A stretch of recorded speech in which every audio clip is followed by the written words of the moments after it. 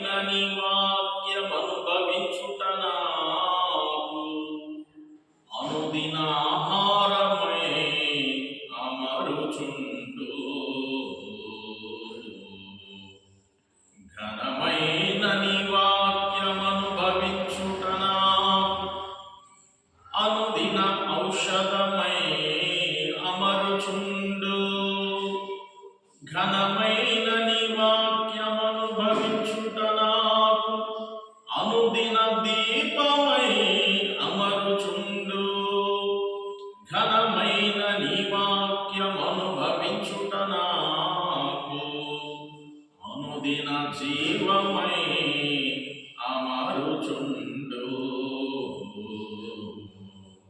వాక్య గ్రంథమము బైబిలు పఠన చేసి అందుగల ధన్యతలనెల్ల అందుకొనుచు జీవనము చేయబలమిమ్ము దేవజనక.